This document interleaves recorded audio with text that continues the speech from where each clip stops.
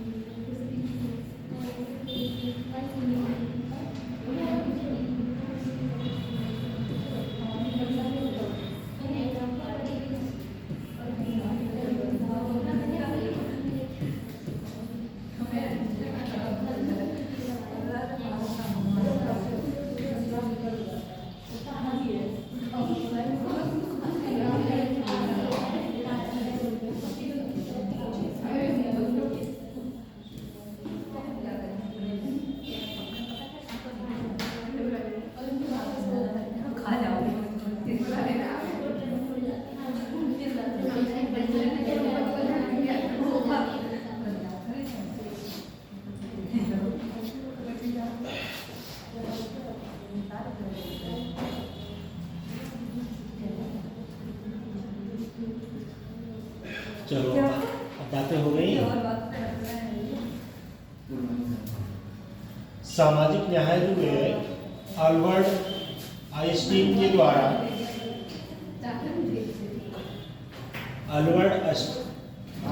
के द्वारा सामाजिक न्याय, और जो सामाजिक न्याय के बिना आज़ादी अधूरी है, जो सामाजिक न्याय के बिना आज़ादी अधूरी है, उसको अटल बिहारी वाजपेयी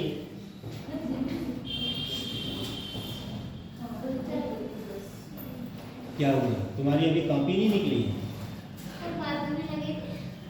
जहाँ चार महिला इकट्ठी होंगी वहाँ तो बातें हो ही जाएगी। हर जगह यही है।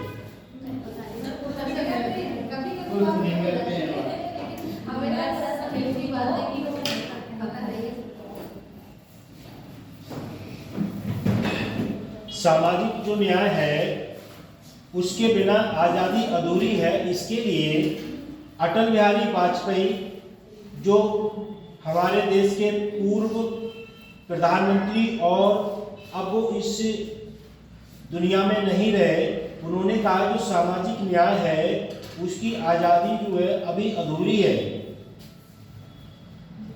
उसके बाद अन्य सामाजिक परंपराएं, सम्मान बढ़ती हुई भावनाएं और मिलकर जो सामाजिक न्याय है उसका परिचय देते हुए जो कमजोर व्यक्ति हैं जैसे SC, ST, OBC, इसके लिए बाबा साहब अम्बेडकर जी ने कहा है मुख्य रूप से एक जाति आधारित समाज होने के कारण गहरी सामाजिक परंपराओं, समानताओं, असमानताओं के आधार पर जाति, लिंग, दिव्यांगता, सामाजिक, आर्थिक, भौगोलिक परिदृश्य, अनेक प्रकार की परंपराएं जटिल रूप से उत्पन्न होती हैं। तो इसमें उन्होंने कहा है जो निचला वर्ग है, कमजोर वर्ग है और जो विभिन्न प्रकार की छोटी जातियां हैं, समुदाय हैं, उसमें बाबा साहब भीमराव अंबेडकर ने जो समाज का निर्माण करती हैं उसमें उन्होंने कहा है कि जो विभिन्न प्रकार की असुरक्षा होने वाली, उत्पन्न होने वाली हानियां या क्षति की संभावनाएं, इसमें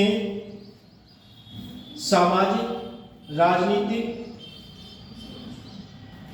और अक्षमताओं से ग्रस्त होने वाले जो निम्न स्तर के कमजोर समुदाय के व्यक्ति हैं वो इसमें क्या है, पिछड़े हुए हैं और उससे जो उनका जीवन स्तर है वो सामाजिक न्याय के प्रति अधूरा है। उसके बाद आयु और योग्यता के आधार पर जो वरिष्ठ नागरिक हैं, बुजुर्ग व्यक्ति हैं, वो उनका जो स्वास्थ्य है और सुरक्षा है, सामाजिक अलगाव मुद्दे हैं। जैसे जो वरिष्ठ नागरिक हैं उनके लिए क्या है एक आपने देखा होगा, जैसे कहीं टिकट लो तब वरिष्ठ नागरिकों के लिए वरीयता मिलती है, और जैसे आप लोग रोडवेज में सफ़र करोगे तो वहाँ सीट पे लिखा होगा दिव्यांग, महिलाएं और वरिष्ठ नागरिक, या वरिष्ठ जो हैं जैसे MP MLA जो कोटा होता है उसके लिए उन्होंने सीट वहाँ रिजर्व कर रखी हैं। उसके बाद दिव्यांग व्यक्ति जो PWD के अंतर्गत आते हैं, चाहे वो शारीरिक दिव्यांग हो या मानसिक हो, बौद्धिक हो, संवेदी, विभिन्न प्रकार की क्षमताओं वाले जो सामाजिक बाधाओं का सामना करना पड़ता है। जैसे कोई व्यक्ति कान से डिसेबिलिटी होती है उसकी, किसी की आंखों से होती है, तो किसी की पैर की या हाथ की उंगलियां नहीं हो, या पैर में कमी हो या हाथ में कमी हो, या शारीरिक रूप से जैसे किसी के बॉडी जो है बिल्कुल रूप से काम नहीं कर रही है।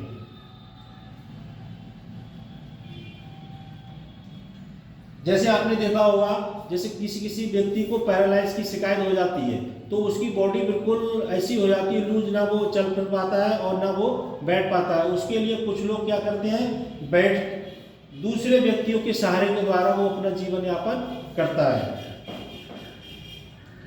परिस्थितियों के आधार पर गरीबी और पहचान मुद्दों के कारण कुपोषण, बाल श्रम, दुर्व्यवहार, तस्करी और शिक्षा की कमी के लिए प्रति संवेदनशील।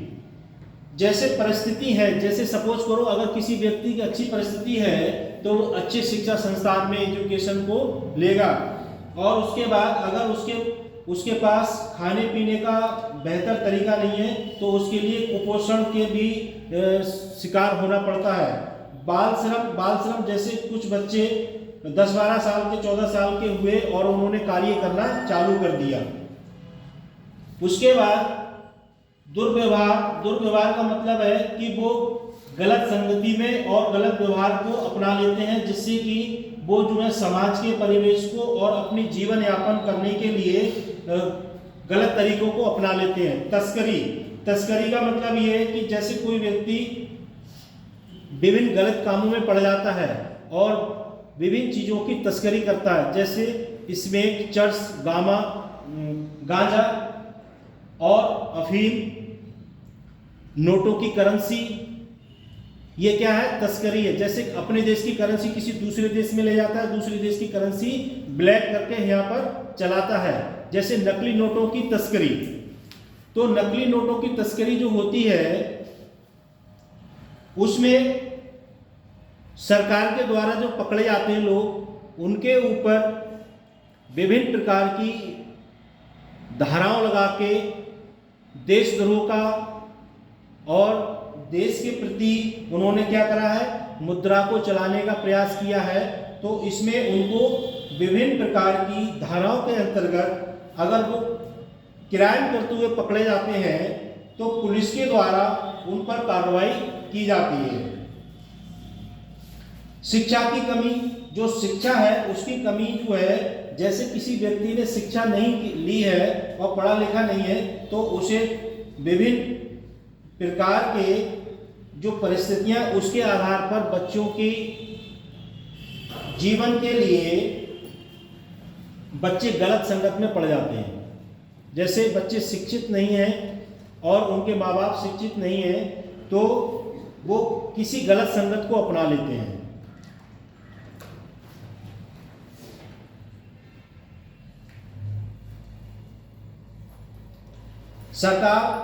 सरकारी सहायता की आवश्यकता, जैसे प्रस्तावना भारतीय संविधान में सभी नागरिकों के लिए आर्थिक, राजनीतिक, न्याय, प्रतिष्ठा और अवसर की समानता सुनिश्चित की गई है। जैसे आप लोग 18 साल के हो और 18 साल में सबको अधिकार है अपना मत देने का, और मत आपका मत है, आप किसी को मत अपना दे सकते हो। ये संवैधानिक है और राजनीतिक परिदृश्य है। मौलिक अधिकार जो है सबके लिए शिक्षा प्राप्त करना है और शोषण के प्रति मुक्ति से अधिकारों की गारंटी देता है कि अगर आपका कहीं शोषण हो रहा है तो आप जो है उसके खिलाफ एक्शन ले सकते हैं और अपनी सूचनाएं विभिन्न तरीके से सरकार के द्वारा न्यायालय में पुलिस प्रशासन को दे सकते हैं। उसके बाद है अंतर्राष्ट्रीय सम्मेलन। अंतर्राष्ट्रीय सम्मेलन होता है तो भारत में बाल अधिकारों पर संयुक्त राष्ट्र जैसे अंतर्राष्ट्रीय संबंधों और समझौतों का समर्थन करता है। जैसे अंतर्राष्ट्रीय ब्रिक्स देशों का नाम सुना है, क्या नाम है तुम्हारा?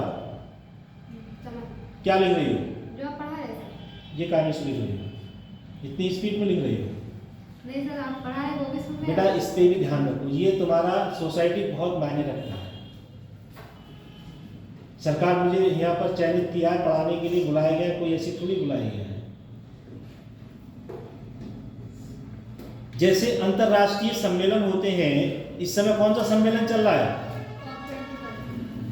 तो इसमें विभिन्न जो देश हैं, विभिन्न देश हैं, जैसे ब्रिक्स है, ब्रिक्स में जो देश हैं उसमें जो है विभिन्न प्रकार के सम्मेलन होते हैं। जैसे हमारे देश में अभी कुछ लोगों ने कांस्य पदक, रजत पदक, स्वर्ण पदक जीता है। ऐसे ही जो देश है, हमारे देश के जो इस समय विदेश मंत्री कौन है? एस जयशंकर। वो क्या कर रहे हैं, जहाँ तक देशों में जाके अपने देश के प्रति जो सम्मेलन हो रहे हैं या कोई प्रोग्राम हो रहा है उसमें भाग लेने के लिए जा रहे हैं।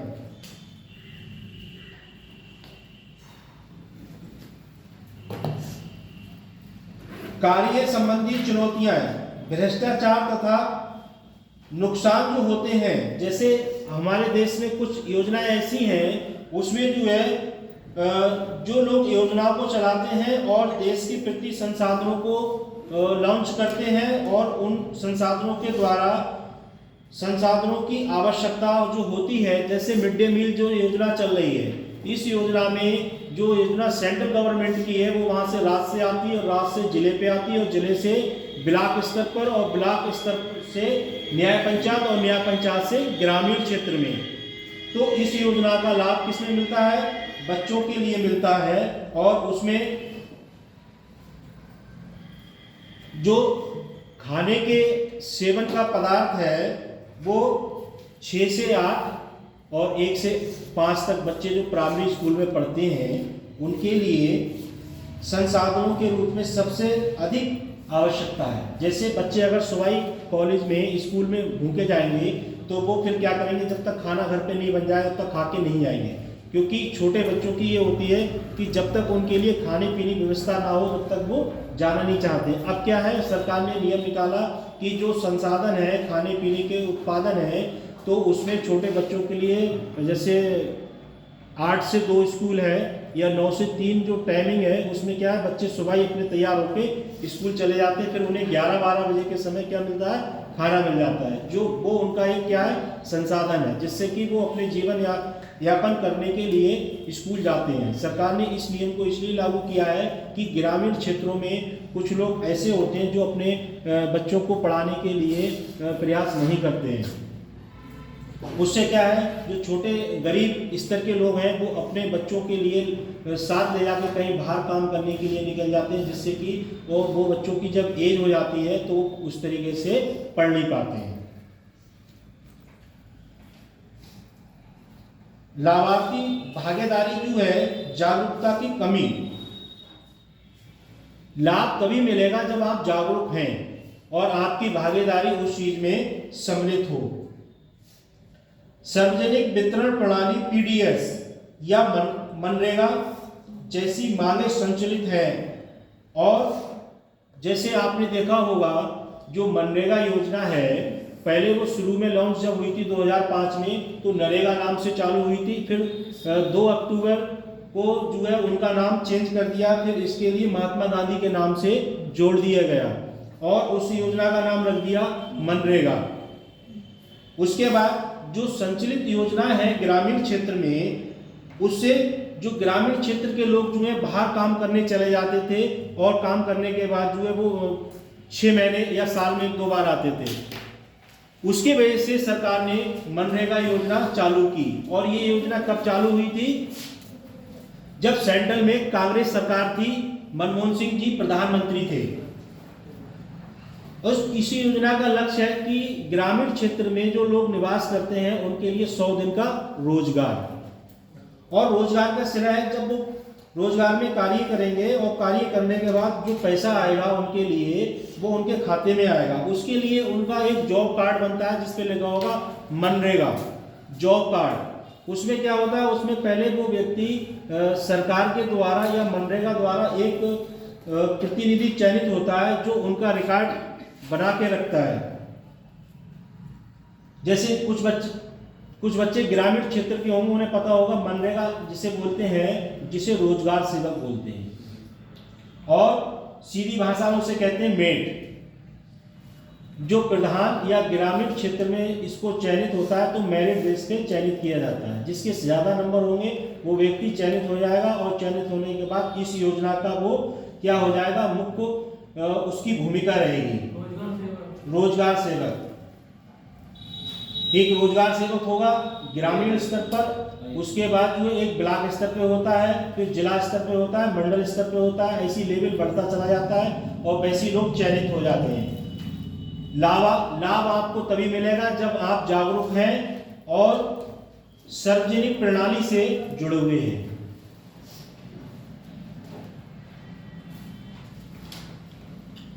योजना की संरचना संबंधी मुद्दे, जैसे अभी सरकार ने 2005 में मनरेगा लॉन्च की थी। उसके बाद जब माननीय श्री मोदी जी की जब सरकार आई तो उन्होंने क्या, कौशल विकास चयनित की गई।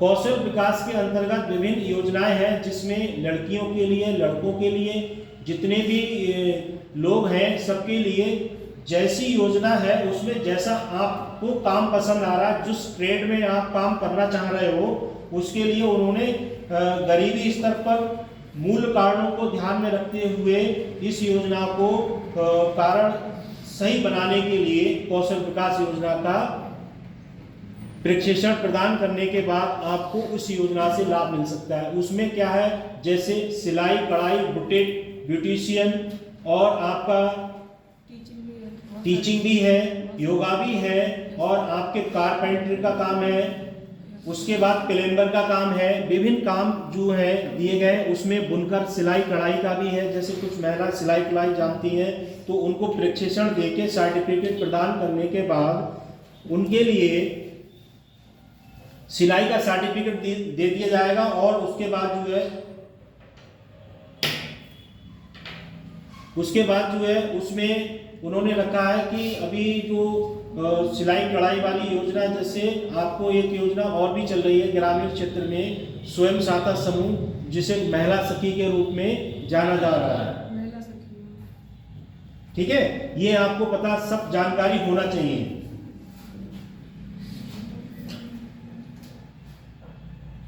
उसके बाद वित्तीय संसाधन संबंधी बाधाएं, सरकारी खजाने पर बोझ, जैसे कुछ योजनाएं ऐसी हैं जो सरकार चला रही है पर वित्त पर दबाव डाल सकती है, जिससे निवेश और रोजगार सृजन समिति हो सकती है। उसके बाद 2011 में एक योजना लॉन्च हुई थी, साक्षर भारत मिशन।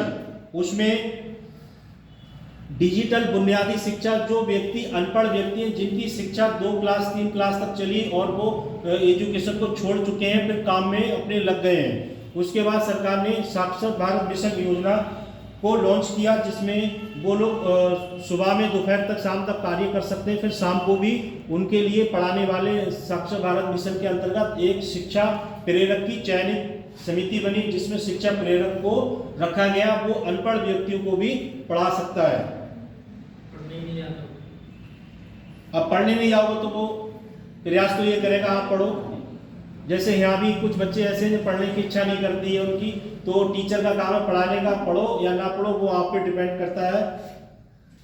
उसके बाद सरकार ने 2014 में उस योजना को क्या कर दिया, 14-15 में उस योजना पर विराम कर दिया। फिर उन्होंने कर दिया डिजिटल इंडिया के नाम से डिजिटल साक्षर भारत। उसमें जो है ग्रामीण क्षेत्र डिजिटल ढांचे की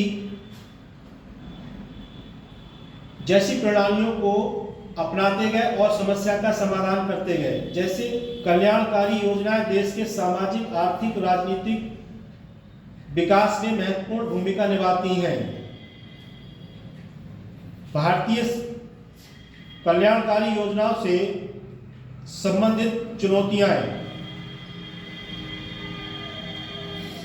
सामाजिक, आर्थिक, जाति जनगणना, जिससे बीपीएल, एपीएल के लोग जो हैं उस योजना के अंतर्गत आते हैं। जैसे जनरल में कोई व्यक्ति है और वो गरीबी स्थिति में है, तो अब सरकार ने एपीएल, बीपीएल का सिस्टम थोड़ा लो कर दिया है, क्योंकि भाई जैसे जैसे स्तर होता है वैसे वैसी योजनाओं का लाभ लोगों को मिलता है। पर जो व्यक्ति, जैसे मैं आपको कल बता रहा था कि जैसे सरकार ने एक योजना निकाली है कि अगर कोई व्यक्ति दिव्यांग है और उसके पास डिसेबिलिटी कार्ड है और उसके लिए सरकारी आवास की योजना सरकार ने लॉन्च की है, जिससे कि अगर कोई विकलांग व्यक्ति है तो उस योजना में वो अपना भागीदारी ले सकता है, लाभ ले सकता है, पर वो इस योजना के पात्र होना जरूरी है। जैसे पता लगे विकलांग और वो सरकारी जॉब में है, पैसे वाला, प्रॉपर्टी उसके पास काफ़ी है, तो उसके लिए सरकार आवास नहीं देगी।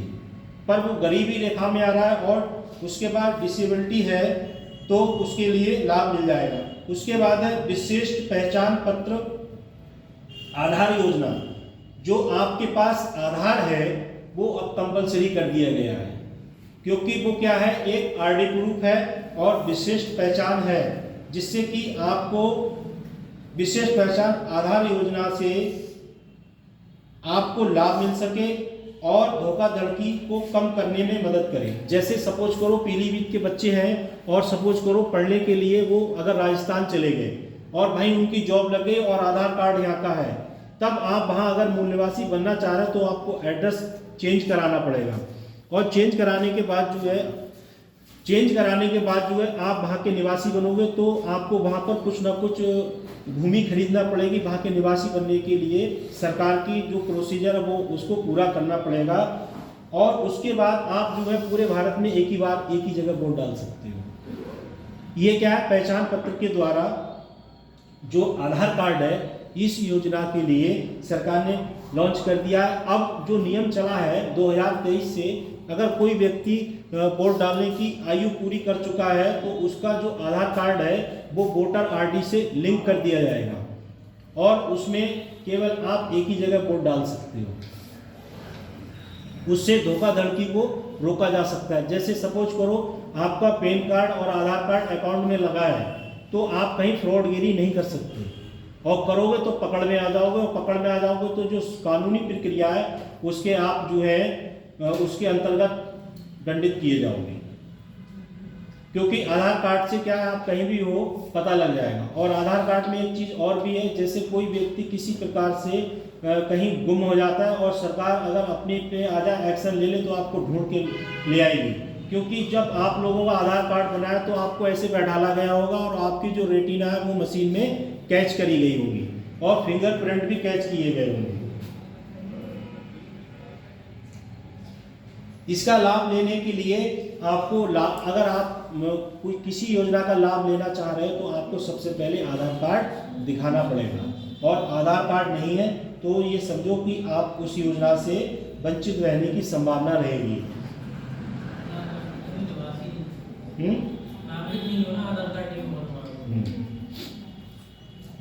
जैसे आप लोग अपना फॉर्म ऑनलाइन कराओगे तो सीधे आधार कार्ड नंबर पड़ेगा पहले और एक सर्किल घूमता रहेगा। उसके बाद जब वो कैच कर लेगा ये व्यक्ति इसी जगह का है, इसका सही है, और आधार पे जो डिजिट होते हैं वो 12 अंकों के होते हैं। मोबाइल नंबर के डिजिट कितने हैं? 10। ये भी क्वेश्चन पूछा गया एक बार पेपर में कि आधार नंबर पे डिजिट कितने होते हैं। 14, 18, 16 ऐसे करके उसने दे दिए, 12 भी दिया और 12 रख दिया सी ऑप्शन में। लोग समझ रहे थे कि ज़्यादा होंगे, किसी ने जितने भी जिसके समझ में आई वो लगा दिए। सामाजिक न्याय के सिद्धांत।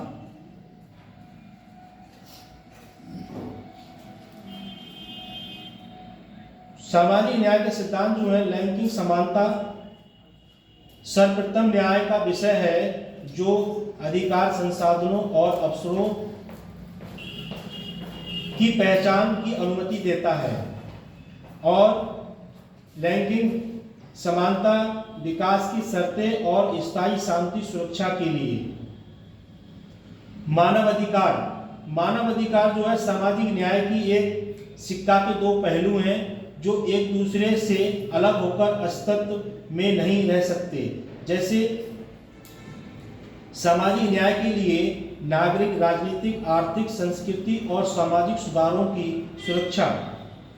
समान हिस्सेदारी, समान हिस्सेदारी जैसे पूरे क्लास में जो बच्चे बैठे हैं उनकी इस क्लास में सबकी क्या है, समान हिस्सेदारी है। और जो टीचर आपको ऑब्जर्व कर रहे हैं, पढ़ा रहे हैं, वो क्या है, वो सब बच्चों को समान शिक्षा दे रहे हैं। ऐसा नहीं किसी विशेष बच्चे से कह रहा है कि आपको ये बताएगा और बच्चों को नहीं बताया जाए, ऐसा नहीं है। उसके बाद जो संसाधन है वो समान है और जो सरकारी नौकरियों में हिस्सेदारी है वो क्या है, आरक्षण के अकॉर्डिंग प्रदान की जाएगी। शांतिपूर्ण अस्तित्व को बढ़ावा देना, जैसे क्लास में अगर कोई आपको पढ़ा रहा है तो आपका दायित्व बनता है कि हम शांति से सुने, क्योंकि जो व्यक्ति आपको शिक्षा दे रहा है हो सकता है उसके मुंह से ऐसी बात निकल जाए जो आपके जीवन को कभी भी रोशन कर सकती है। और जो राष्ट्र है उसके सहयोग पर निर्भर करना, जैसे राष्ट्रीय गान है देश में सभी लोगों की, ये 15 अगस्त, 2 अक्टूबर, 26 जनवरी के लिए राष्ट्रीय गान जब गाया जाता है तो अगर आप जहाँ ध्वज फहराया जा रहा है वहाँ अगर आप हो तो आपको उसमें सम्मिलित होना चाहिए और उसमें प्रॉपर जो नियम है उसके लिए फॉलो करना चाहिए। सहभागिता, सामाजिक न्याय के लिए आवश्यक है कि व्यक्ति को उनके कल्याण प्रभावित करने वाली नीतियां बनाने में भाग लेने का अवसर और मंच मिल सके। जैसे आप किसी में हिस्सा ले रहे हो, जैसे कुछ बच्चे इससे पहले जो है 12th क्लास में विभिन्न एक्टिविटियों में सम्मिलित रहे होंगे, कोई डांस में रहा होगा, कोई स्पोर्ट में रहा होगा, कोई एनसीसी में रहा होगा, कोई एनएसएस में रहा होगा या किसी विभिन्न एक्टिविटी में रहा होगा। जैसे असेंबली होती है तो असेंबली में कुछ बच्चों के लिए चयनित किया जाता है कि आप जो है असेंबली में सम्मिलित होंगे और आपके लिए एक क्या करना है, एक जो है आपके लिए प्रेल के अकॉर्डिंग राष्ट्रीय गान में आपको सम्मिलित किया जाएगा। तो उसमें जो है जब एक्टिविटी होती है तो उस एक्टिविटी से बच्चे को सीखने को बहुत कुछ मिलता है। आरक्षण नीतियां हैं, जो आरक्षण नीतियां हैं एससी की अलग हैं, एसटी के अलग हैं और ओबीसी की अलग हैं।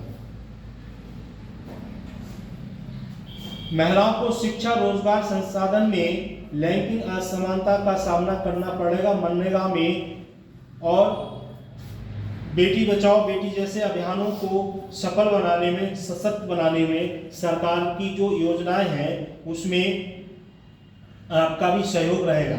जैसे कुछ नियम बनाए जाते हैं तो नियम को फॉलो कौन करता है, नियम तो बना के जो व्यक्ति नियम बनाता है वो तो फॉलो करने के लिए नीचे वालों को भेज दिया जाता है कि आप जो है इस नियम को फॉलो करो। जैसे फॉर एग्जाम्पल आपने देखा होगा हर चौराहे पे पुलिस खड़ी है और पुलिस में उसमें एक पुलिस वाले भी खड़े, एक वाइट शर्ट नीली पैंट पहने हुए एक ट्रैफिक इंचार्ज भी खड़ा होगा और वो नीली कैप लगा होगा, उसके हाथ में सीटी होगी और ऐसे करके मोबाइल भी पकड़ा होगा और उसके पास यहाँ एक कैमरा भी लगा होगा। उसमें कह दिया है कि जो व्यक्ति नियम को, ट्रैफिक नियमों को फॉलो नहीं करता है और तेज स्पीड में चौराहे पे गाड़ी लेके आ रहा है तो उसके लिए तुरंत रोको और उसका तुरंत चालान करो। और जो उसके पास जो यहाँ सिस्टम लगा है उस सिस्टम से जो उच्च अधिकारी हैं उस सिस्टम से लिंक हैं वो, और वो वहाँ से देख रहे हैं ये जो है हमारे नीचे जो कर्मचारी है वो काम कर रहा है या नहीं कर रहा है। तो आपने देखा होगा बड़े बड़े शहरों में रेड लाइट का सिस्टम है और जो छोटे शहरों में क्या है, ट्रैफिक इंचार्ज जो पुलिस वाले होते हैं वो सीटी बजाते हैं, तब ऐसे करके हाथ दे के दूसरे के लिए बढ़ाते हैं। अगर उसमें से कोई व्यक्ति नियम को फॉलो नहीं करता है तो तुरंत उसके खिलाफ कार्रवाई होती है। आपने देखा होगा अब से कुछ समय पहले पीलीभीत में हर चौराहे पे कैमरे नहीं थे लगे हुए, अब पीलीभीत के अंदर हर चौराहे पे कैमरे लगा दिए गए हैं। देखा है, इसी वजह से लगाए कि जो नियम है उसके लिए लागू करने के लिए सरकार तो नहीं आएगी, जो सरकार उच्च अधिकारी है वो नहीं आएंगे। जैसे एसपी जो है इस समय पीलीभीत के कौन है, अविनाश पांडे, तो वो उस नियम को फॉलो करने नहीं आएंगे, पर उनके नीचे जो सिस्टम प्रणाली है वो लोग उस नियम को फॉलो करेंगे। उसमें जो जितने लोग इस क्षेत्र में निवास करते हैं, आना जाना, वो ट्रैफिक नियमों का फॉलो करते हैं। जैसे आप इधर से जाएंगे तो अपने हाथ पे तो जाएंगे, ऐसा थोड़ी दूसरे के हाथ पे आ जाएंगे। दूसरे के हाथ पे आ जाएंगे तो आपको दिक्कत आएगी। पीलीभीत में सब ऐसे ही चलते हैं, पीलीभीत में सब कोई भी नहीं करता। अब आप इसी चीज़ को नोएडा, दिल्ली में चले जाओगे, बेंगलोर में चले जाओगे, जो तो सर ऑनलाइन चालान कट जाता है, पता भी नहीं लगती है। और ये बहुत छोटा शहर है, बड़े शहरों में जाओगे तो आपको वहाँ के नियम के अकॉर्डिंग चलना पड़ेगा। जैसे आप दिल्ली में जाओगे तो आप जो बाइक चला रहे हैं यहाँ हल्की, वो वहाँ इतनी स्पीड में नहीं चलाओगे, वहाँ तो उसकी अकॉर्डिंग चलना पड़ेगा, क्योंकि पीछे वाला पता लगे, समझे। उत्तराखंड में आप चले जाओ, 2 व्यक्ति बाइक पे बैठे, दोनों हेलमेट लगा के होंगे। दिल्ली में चले जाओगे वहाँ होगा, क्यों, वहाँ का जो नियम है उसको आपको फॉलो करना पड़ेगा। अब यूपी है तो यूपी के लिए भाई, अब यूपी के लिए कुछ नहीं कह सकते, क्योंकि जो दिल्ली में बैठे हैं वो दिल्ली की जिम्मेदारी, जो यूपी में बैठे हैं यूपी की जिम्मेदारी है। नहीं सर, मतलब पीलीभीत में कुछ ज़्यादा ही है, बरेली में तब भी ठीक है। बरेली मंडल है, कमिश्नरी है भाई, स्मार्ट सिटी में है बरेली, तो पीलीभीत तो छोटा जिला है। आप मुरादाबाद में चले जाओ, मुरादाबाद, आप नोएडा, गाजियाबाद में चले जाओ, तो वहाँ के जो नियम है वहाँ को आपको फॉलो करना पड़ेगा। अभी आपने देखा होगा मुजफ्फरनगर का एक गांव है जिसमें 52 लोगों ने 51 लोगों ने फार्म डाला और 26 लोग एक ही परिवार के 2 बहन भाई चयनित हुए हैं उसमें, और 26 लोग एक ही गांव के पुलिस में सिलेक्ट हुए हैं। तो ये भी एक अपने आप में टैलेंट होता है, ठीक है। जैसे अभी आपने देखा होगा, शायद मोबाइल में देखा होगा या वैसे भी सुना होगा, एक जौनपुर साइड में एक गाँव है माधोपंटी, उसमें लगभग 70-75 घर हैं और 47 IAS PCS अधिकारी हैं। और जब उसका इतिहास देखा था, उस गाँव में पहले कोई नहीं था। जब एक व्यक्ति लगा, उसके बाद उसके देखा दूनी और भी लोग लगने लगे। अब जैसे आप लोग यहाँ पर इस कोचिंग में जुड़े हुए हो और आप अच्छे से पढ़ रहे हो और आप में से कोई व्यक्ति अच्छी पोस्ट पे सेलेक्ट हो जाए, तो जो आपके रिलेशन वाले हैं, मिलने वाले बिरादर के लोग हैं, तो वो क्या करेंगे, सब लोग इसी की तैयारी कराने में लग जाएंगे।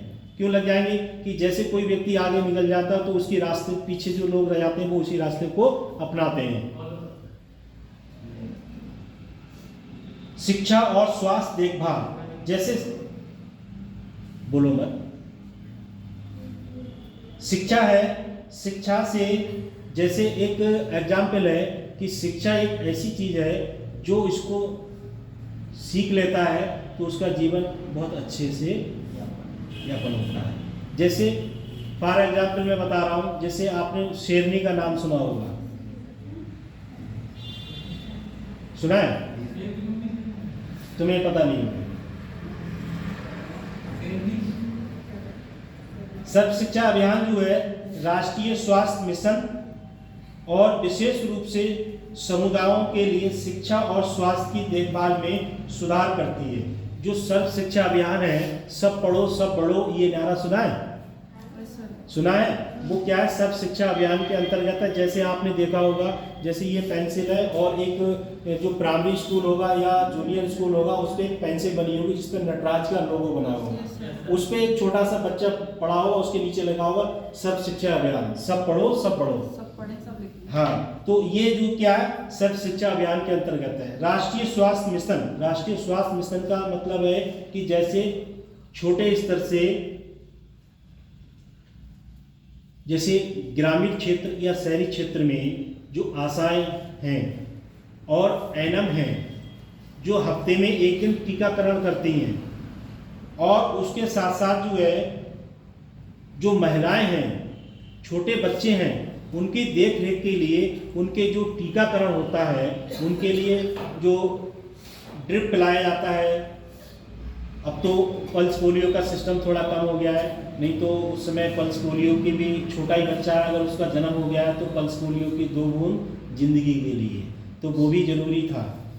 इसी कारण जो है खसरा, टाइफाइड, चेचक, हैजा और विभिन्न प्रकार की जो बीमारियां, काली खांसी, इस टाइप की जो बीमारियां हैं वो राष्ट्रीय स्वास्थ्य मिशन के अंतर्गत आती हैं। उसमें जैसे आप लोग छोटे हो गए तो आप लोगों के माँ बाप ने भी आपको जबरदस्ती पकड़वा के यहाँ टीका लगवाया होगा। उससे क्या होता है, जब बच्चा अगर बड़ा होता है तो उसके लिए विभिन्न प्रकार की बीमारियों का सामना नहीं करना पड़ता है।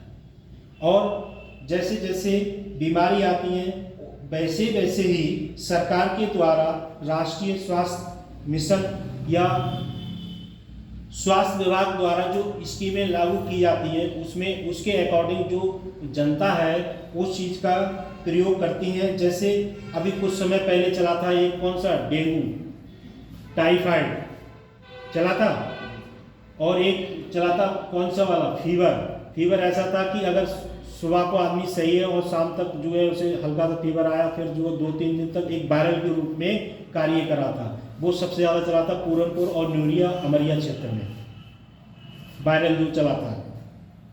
उस पर सरकार ने स्वास्थ्य के द्वारा स्वास्थ्य को सही रखने के लिए लोगों में देखभाल के सुधार और जो स्वास्थ्य विभाग की टीम है उसके द्वारा विशेष अभियान चला के और दवाओं का कैंप लगा के उसके रूप में इस योजना का लाभ लोगों तक पहुंचा और उसमें सुधार आया। जैसे आप लोग जहां रहते हो वहां एक CSC, PSC और डिस्ट्रिक्ट हॉस्पिटल होगा, वहां पर क्या है 1 रुपये का पर्चा बनेगा और आपके लिए दवाओं का जो वितरण है वो निःशुल्क किया जाएगा। और आपके लिए जो भी समस्या है उसका एक चिकित्सा अधिकारी बैठा होगा उस क्षेत्र में, CSC, PSC या डिस्ट्रिक्ट हॉस्पिटल में। जैसे पीलीभीत शहर के लोग हैं तो उनके लिए डिस्ट्रिक्ट हॉस्पिटल है, पूरनपुर के लिए है तो पूरनपुर में CSC तहसील पे है, तहसील के पास में है। और अगर कोई व्यक्ति न्यूरिया है तो न्यूरिया है मझोला अमलिया CSC लड़ौड़ी खेड़ा। ये CSC बनाई गई है इसलिए कि जो व्यक्ति लड़ौड़ी खेड़ा साई का है वो लड़ौड़ी खेड़ा से अपना ट्रीटमेंट करा सके, और उसका ट्रीटमेंट ना हो बेहतर अगर कोई ज़्यादा दयनीय बीमारी है तो वो डिस्ट्रिक्ट हॉस्पिटल में करा सके। और डिस्ट्रिक्ट हॉस्पिटल में नहीं हो रहा है तो दिल्ली और लखनऊ बनाया गया है, उसके लिए सरकार ने विभिन्न प्रकार के एम्सों की योजना बनाई है। एम्स में भी उसका ट्रीटमेंट हो सकता है। और इसके अकॉर्डिंग अगर कोई ज़्यादा दयनीय बीमारी है तो सरकार ने आयुष्मान योजना बनाई है। आयुष्मान जो कार्ड बने हैं 5 लाख की सेवा शुरू है। अब उसके लिए सरकार ने नए प्रोसीजर में 7 लाख रुपए का प्रावधान रखा गया है। अभी योजना 7 लाख वाला लागू नहीं किया है पर नियम है कि 7 लाख बढ़ाने का प्रयास चल रहा है। फिलहाल अभी 5 लाख ही है और उस योजना में आप लाभ ले सकते हो जब आपका उस कार्ड पे नाम होना चाहिए और आपका जो है आधार कार्ड भी वहीं का होना चाहिए। ऐसा नहीं है आधार कार्ड कहीं का और कार्ड कहीं का बना हुआ। आयुष्मान दोनों पे सेम एड्रेस होना चाहिए, नाम भी सेम होना चाहिए, तब आप इस योजना का लाभ ले सकते हैं। शिक्षा और स्वास्थ्य में देखभाल तक पहुंच में सुधार करती है। जैसे शिक्षा अगर आपके पास है तो आपके अंदर बहुत अच्छा सुधार आएगा। उसके बाद पर्यावरणीय न्याय पर्यावरण संसाधन है जिसमें देख रेख और जनसंख्या पर्यावरण खतरों के असंगत ध्यान को केंद्रित करते हुए जो पर्यावरण है उस पर भी आपका ध्यान रहना चाहिए। जैसे सपोज करो आप जिस क्षेत्र में रहते हो वहाँ का पर्यावरण बढ़िया नहीं है तो आपका जो है स्वास्थ्य सही नहीं रहेगा।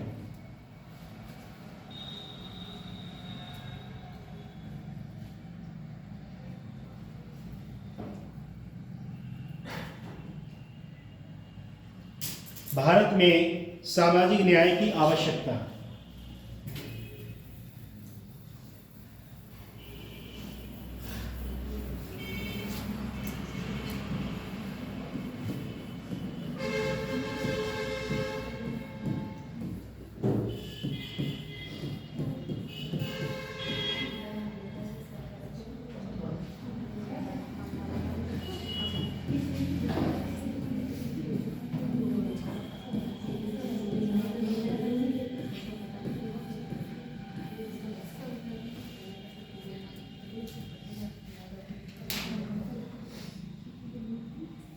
भारत में सामाजिक न्याय की आवश्यकता। जैसे आपने एक सुना होगा, सन 98 में एक समाज अर्थशास्त्री अमृत सिंह, उनके लिए समाज अर्थशास्त्र के लिए पुरस्कार मिला था। उन्होंने सरकार को पोषण, स्वास्थ्य, शिक्षा और सामाजिक सुरक्षा पर अपना व्यय बढ़ाकर गरीबी से जोड़ने वाले मुद्दों पर ध्यान दिया। जैसे हम लोग जिस देश में रहते हैं, उस देश की जो आर्थिक स्थिति है, भारत देश में सामाजिक न्याय, जैसे कोई व्यक्ति अगर गलत कार्य करता है तो उसको दंड देने का आपका या हमारा कोई अधिकार नहीं है। उसके लिए दंड कौन देगा? न्यायालय। उसके लिए दंड देगा न्यायालय। और जो गरीबी से जुड़े हुए मुद्दों पर ध्यान देने के लिए दृष्टिकोण को अपनाता है। भारत में सामाजिक न्याय को प्राप्त करने में अनेक जटिल चुनौतियों का सामना करना पड़ता है। ये प्रमुख मुद्दे बड़े और सामाजिक न्याय की आवश्यकता का वितरण दिया गया है। जैसे अभी ये घटना घटी थी, तो उसमें जो न्याय है उसके लिए किसने? सरकार के द्वारा न्याय दिया जाएगा, न्यायालय द्वारा न्याय दिया जाएगा। किसी व्यक्ति के हाथ में नहीं है कि किसी को न्याय दे। और अभी जो पश्चिम बंगाल में घटना घटी थी, सभी लोगों ने सुना होगा, देखा भी होगा। उसमें जो ममता बनर्जी जो मुख्यमंत्री हैं, उन्होंने एक नियम लागू कर दिया है कि अगर कोई व्यक्ति इस टाइप की अगर कोई घृणा या दृश्य कार्य करता है तो उसके लिए सीधे क्या है? फांसी की सजा नियम लागू कर दिया ममता बनर्जी ने। क्योंकि भाई किसी प्रकार का कोई व्यक्ति अगर गलत कार्य करता है तो उसको अगर सजा ना दोगे तो वो क्या करेगा? उसका मनोबल बढ़ता चला जाएगा। जैसे अभी कुछ समय पहले आपने देखा होगा, विभिन्न राजनीतिक पार्टियों के जो लोग थे वो ऑन द स्पॉट जो है उन्हें शूट किया गया था। वो बात मैं लाइव चलनी ज़्यादा नहीं कहना चाहूँगा। और उसमें क्या था, उनका जो क्राइम था वो दिन पे दिन बढ़ता चला गया। जब कोई व्यक्ति क्राइम करता है और क्राइम करने के बाद जो है उसे इतनी छूट मिल जाती है, वो लगातार उसी फार्मूले को अपनाता है, तो उसका मनोबल जो है इतना बढ़ जाता है, वो पुलिस प्रशासन, डीएम, एसपी और जो उच्च लेवल के अधिकारी उनकी कोई वैल्यू नहीं समझता है। फॉर एग्जाम्पल आप देख लो, 2020 में घटना घटी थी विकास दुबे वाली। सर पश्चिम बंगाल में सजा मिल गई उसकी? वो नियम लागू हो गया, तो नहीं मिली सर, उसे अभी फांसी की नियम चल रहा है, नियम लागू कर दिया उन्होंने, प्रस्ताव कैबिनेट में पास कर लिया। सर वो तो खुद सड़क पर खड़े होकर न्याय मांग रही थी, पता नहीं किससे। वो नियम ऐसा है ना, कोई व्यक्ति कैसे भी न्याय मांगे तो उसे उसकी थोड़ी सुनी आई। जब सरकार अगर अपने नियम को लागू करती है तो वो अपने पार्लियामेंट में प्रस्ताव को कैबिनेट में पास करती है। पास करने के बाद जो है उसका जो मुख्य रूप है वो उसके लिए लागू करने के लिए 1/3 बहुमत की आवश्यकता है। ठीक है, तो उसमें जैसे 2012 की जो घटना घटी थी, उसमें उस समय जो है राष्ट्रपति थे प्रणब मुखर्जी, और प्रणब मुखर्जी की जो उनके पास जब प्रस्ताव गया कि भारत में ऐसा नियम कर दिया जाए जो धारा 376 के अधीन जो है जो लोग इस टाइप की घटना को अंजाम दे रहे हैं उस पर एक नियम लागू कर दिया जाए। पर राष्ट्रपति प्रणब मुखर्जी ने इसको अपने विवेक से लिया और उस नियम को उन्होंने उस समय लागू नहीं किया। क्योंकि इस समय लागू इसलिए नहीं किया क्योंकि मैं इसमें ज़्यादा डिटेल में नहीं जाना चाह रहा हूँ, नहीं तो वो नियम जो है, जो व्यक्ति स्वयं उस चीज़ का पात्र होता है तो वो नियम लागू क्यों करेगा? क्योंकि जो व्यक्ति चोरी करता है तो उसे डर रहता है कि मैं कहीं पकड़ा ना जाऊं। उसके बाद नेक्स्ट पॉइंट है आगे की राह। सहभागी योजना जो है तैयार करने में सुविधा वर्गों को शामिल करने में सुनिश्चित है। उनकी जागरूकता के लिए केरल के पीपल्स प्लान कैंपेन ने स्थानीय लोगों को प्राथमिकता देने और प्रभावी ढंग से धन आवंटित करने के लिए अधिकार दिया है। जो योजनाएं हैं उसमें क्या है, जिस क्षेत्र में योजना लागू होती हैं उस क्षेत्र के लोगों को लाभ ज़्यादा मिलता है और उसकी जो क्षमता निर्माण है उसमें महिला सेवकों को उनका सामर्थ्य सहायता कार्यक्रमों में उनकी पहुंच को बढ़ावा देने के लिए बढ़ावा देता है और सूचना प्रसार प्रत्यक्ष लाभ हस्तांतरण डीबीटी जो है डिजिटल प्लेटफार्म का उपयोग करते हुए सेवा में पहुंचने में योगदान देती है। प्रत्यक्ष लाभ डीबीटी नुकसान को कम करना तथा पारदर्शिता में सुधार। निष्कर्ष ये निकलता है कि जैसे योजनाओं को सफल बनाने के लिए बढ़ावा देना, लक्षित समूह की सक्रियता, भागीदारी सुनिश्चित करना, सहभागी नियोजन, क्षमता निर्माण, डिजिटल आउटरीच के माध्यम से सरकारी योजना की प्रभावशालीता को बढ़ाती है। इससे लाभार्थियों को लाभ मिलता है।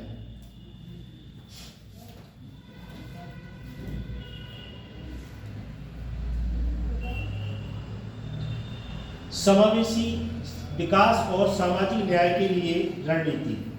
जैसे समावेशी जो शिक्षा होती है वो इस टाइप की होती है, जैसे अनिवार्य प्रारंभ शिक्षा को बढ़ावा देने के लिए सर्व शिक्षा अभियान SSA।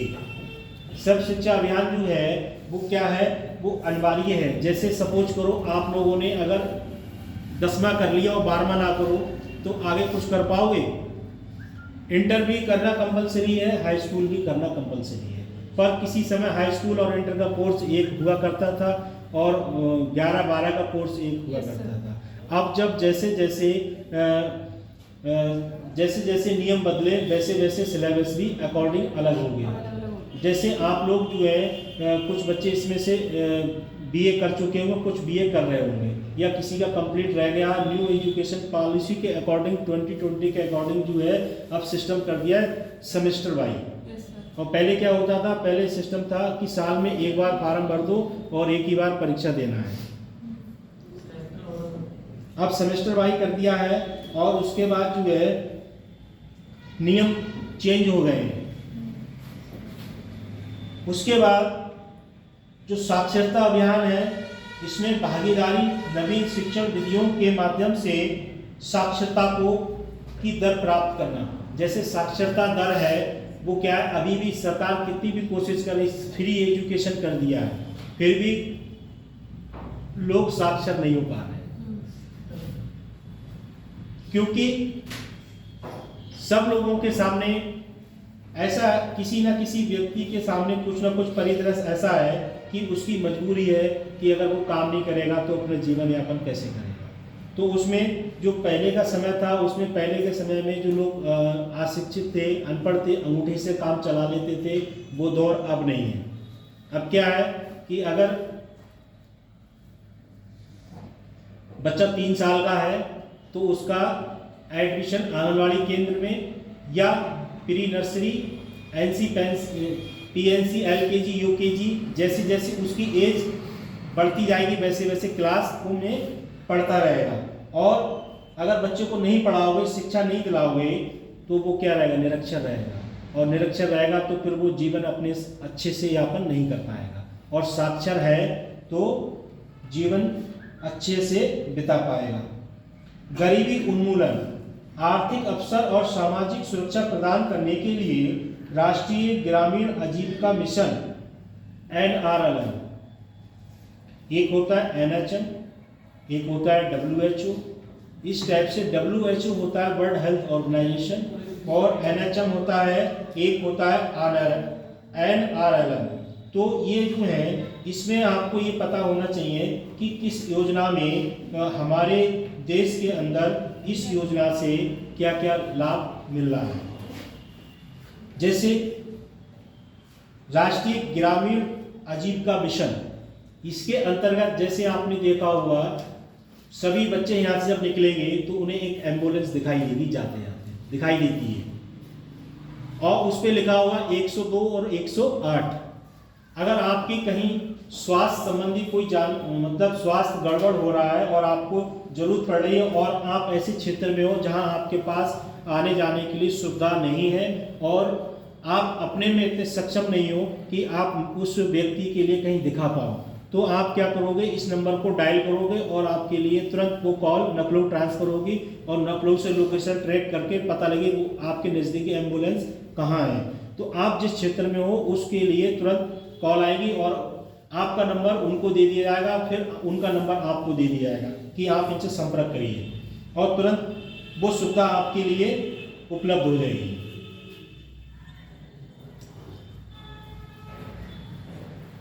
आंध्र प्रदेश जैसे राज्यों में स्वयं सहायता समूह महिलाओं को आर्थिक रूप से आत्मनिर्भर बनाने के लिए सशक्त बना रहे हैं। स्वयं सहायता समूह जो एसएचजी कहते हैं उनके लिए स्वयं सहायता समूह होता है।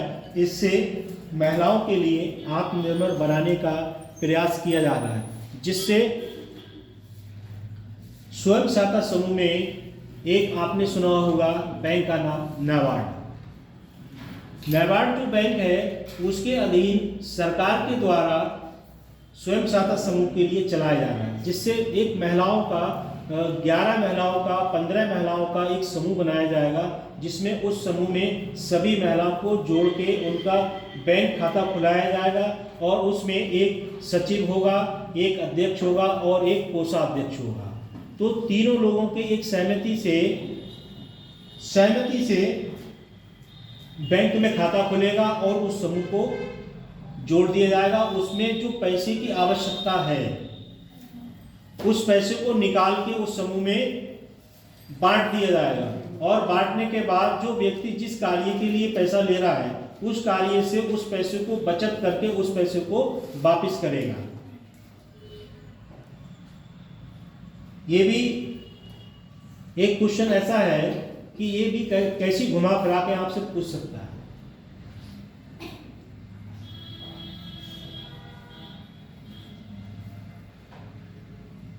क्षेत्रीय विकास ग्रामीण बुनियादी ढांचे में सुधार के लिए प्रधानमंत्री सड़क योजना। जैसे आप जिस क्षेत्र में रहते हो तो कोई व्यक्ति अपने से रोड नहीं बिछा सकता। उस योजना में क्या है, प्रधानमंत्री सड़क योजना। जैसे कुछ आप में से स्टूडेंट आते हो, कोई कहीं से आता होगा, कोई कहीं से आता होगा, तो क्या आपके द्वारा रोड थोड़ी बनाया जाएगा। रोड तो क्या बनाएगी, सरकार बनाएगी और उसमें भी प्रधानमंत्री सड़क योजना है। और सड़क योजना के बाद जो है PWD विभाग जो है वो भी इस चीज को देखता है। उसके बाद जो सड़क योजना है वो विभिन्न योजना के अंतर्गत रोड का निर्माण कराया जाता है। जैसे प्रधानमंत्री सड़क योजना PWD के द्वारा, जिला पंचायत के द्वारा, और जो लोग ग्रामीण क्षेत्र में रहते हैं उसमें विधायक निधि भी चलती है, MP निधि भी चलती है और ग्राम प्रधान निधि भी चलती है। जैसे आप गांव के रहने वाले हो तो आप जिस गांव में रहते हो वहां अगर कोई सड़क का निर्माण करेगा तो प्रधान के द्वारा होगा। और जो खरंजे वाला सिस्टम था वो नियम खत्म हो गया। अब जो भी रोड पड़ेगा ग्रामीण क्षेत्र में वो CC रोड पड़ेगा। और अगर कोई हाईवे रोड पड़ रहा है तो वो क्या होगा, जो PWD या सड़क लोक निर्माण विभाग द्वारा उसका निर्माण कराया जाएगा।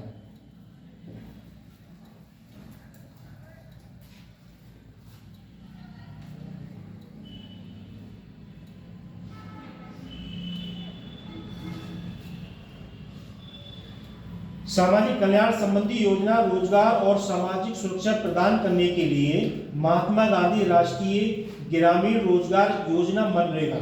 जो मनरेगा योजना है इसका पूरा नाम आपको पता होना चाहिए, पूरी फॉर्म मनरेगा का पूरा नाम है महात्मा गांधी राष्ट्रीय ग्रामीण रोजगार योजना अधिनियम।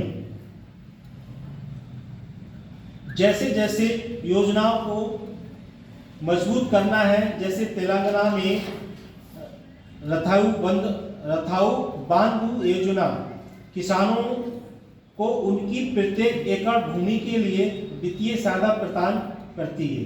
जैसी जो योजना है इसमें जो राज्य हैं वो क्या करते हैं, अपने अपने क्षेत्र के किसानों के लिए विभिन्न योजनाओं से लाभ दिया जाता है। जैसे अपने उत्तर प्रदेश में एक योजना जो थी नहर योजना से जो व्यक्ति अपने भूमि में पानी लगाएगा तो उसके लिए क्या कर दिया, आपासी जो लगान होता है वो मुक्त कर दिया है। जो सिंचाई है उससे मुक्त कर दिया, उनके लिए कोई कर नहीं देना है। उसके बाद जैसे दूसरी योजना जो चल रही है कि हर घर जल हर घर नल, तो ये भी एक योजना है जिससे कि लोगों को स्वच्छ जल मिल सके और उससे लोगों के जो जीवन में स्वच्छ जल मिलेगा, स्वच्छ वातावरण मिलेगा तो जीवन अच्छे से गुजरेगा। और स्वच्छ जल नहीं मिलेगा तो बॉडी में सबसे ज़्यादा कितने % जल है? बॉडी के अंदर जल ही तो है, खून तो बाद में बनेगा, पहले जल तो आए।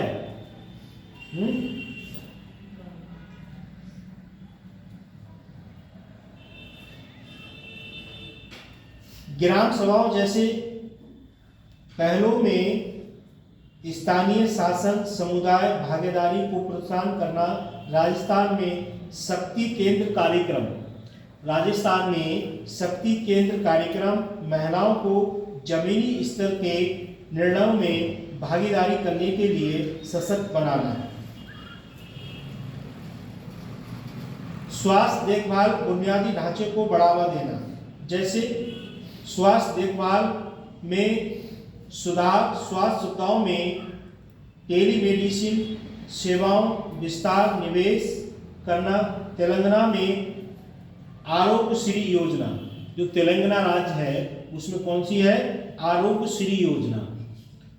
गरीबी रेखा से नीचे के परिवारों को नगद राहत स्वास्थ्य सेवाएं प्रदान की जाती हैं। जो गरीबी रेखा से नीचे हैं उनके लिए नगद स्वास्थ्य सेवाओं के रूप में सेवा प्रदान की जाती है। जैसे दिल्ली में मोहल्ला क्लिनिक सुना है। ऐसे ही विभिन्न योजना है जिसमें सरकार को उस योजना में जो वहाँ की जो जनता है उसके लिए लाभ देना। जैसे दूसरा एक नियम और लागू हुआ है जो आपने सुना होगा, जो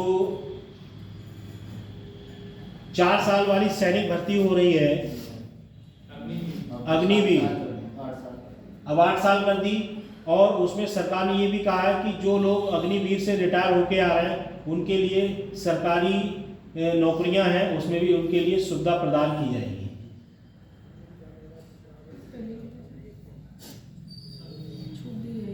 हाँ,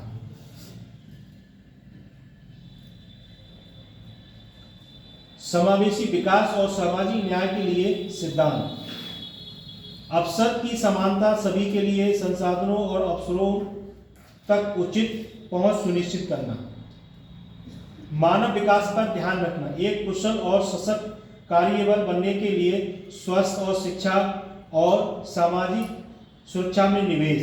जैसे सपोज करो कि आप अगर शिक्षित हो और शिक्षित होने के बाद स्वस्थ हो और आपका बॉडी कम्युनिकेशन स्किल और आपकी जो लैंग्वेज है वो किसी भी रूप में अच्छी होगी, और आप शिक्षित नहीं हो तो आपकी बॉडी लैंग्वेज और जो आपका तौर तरीका है वो बेहतर नहीं हो पाएगा। और आप जब किसी सामने वाले के पास जाओगे तो आपका जो बॉडी कम्युनिकेशन स्किल है वो ऐसा होना चाहिए कि सामने वाला देख के आपको भी समझे ये व्यक्ति कुछ है।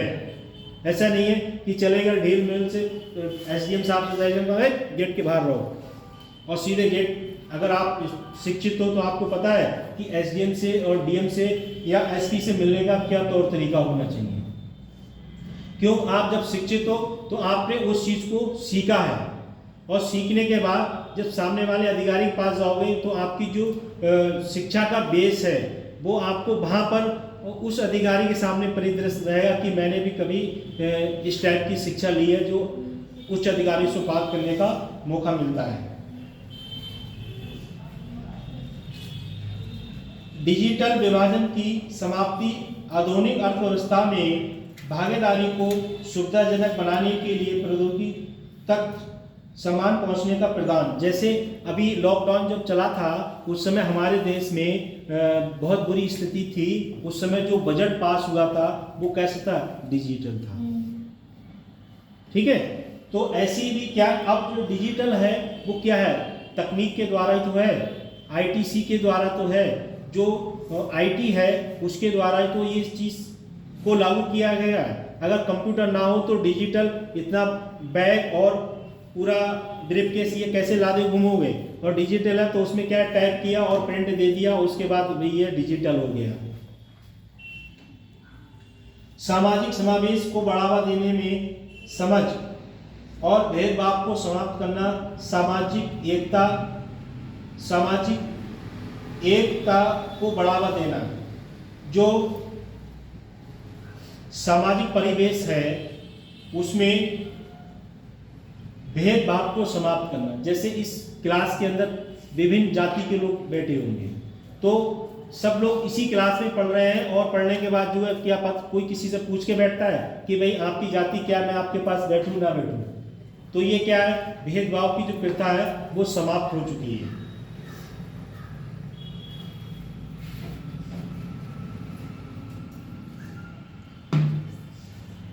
कितना टाइम हो गया?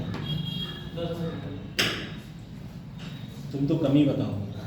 आप 10 ही बजे आ गए हो। हाँ हाँ, वही मैं कह रहा हूँ।